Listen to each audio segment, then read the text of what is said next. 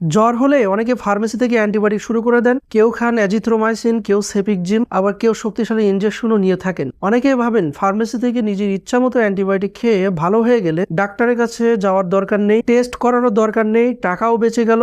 কিন্তু অনেক সময় সাময়িকভাবে জ্বর কমলেও ভেতরের রোগ কিন্তু পুরোপুরি ভালো হয় না, বরং ভুল অ্যান্টিবায়োটিকের কারণে রোগটা আরো জটিল হয়ে যেতে পারে এবং ভবিষ্যতে ওষুধ কম কাজ করতে পারে। আসল প্রশ্ন হলো, সব জ্বরে কি অ্যান্টিবায়োটিক লাগে, আর ডাক্তাররা কিভাবে বুঝেন যে কোন অ্যান্টিবায়োটিক দিতে হবে? প্রিয় দর্শক, সব জ্বরে অ্যান্টিবায়োটিক লাগে না। প্রথমে এটা বুঝতে হবে যে সব জ্বর কিন্তু ব্যাকটেরিয়াল ইনফেকশনের কারণে হয় না। অনেক জ্বর হয় ভাইরাসে, ডেঙ্গুতে, ইনফ্লুয়েঞ্জায়, সিজনাল ভাইরাল ফিভারে। এইসব ক্ষেত্রে অ্যান্টিবায়োটিক কোনো উপকার করে না, বরং অকারণে অ্যান্টিবায়োটিক খেলে রেজিস্ট্যান্স তৈরি হয়, ভবিষ্যতে ওষুধ কম কাজ করতে পারে, কিডনি বা লিভারের উপরে চাপ পড়তে পারে। তাহলে আমরা ডাক্তাররা কখন অ্যান্টিবায়োটিক দিই? প্রিয় দর্শক, শুধু জ্বর দেখে অ্যান্টিবায়োটিক নির্বাচন করা যায় না। ডাক্তাররা দেখেন যে ইনফেকশনটা কোথায়, কি কারণে হচ্ছে, কতদিন ধরে জ্বর। যখন ব্যাকটেরিয়াল ইনফেকশন স্ট্রং পজিটিভ থাকে তখন, বিশেষ করে নিউমোনিয়া, টাইফয়েড, ইউরিনারি ইনফেকশন বা টনসিলে পুজ বা স্কিন ইনফেকশন, তখন কিন্তু সিমটমস, এক্সামিনেশন এবং টেস্ট দেখে অ্যান্টিবায়োটিক নির্বাচন করা হয়।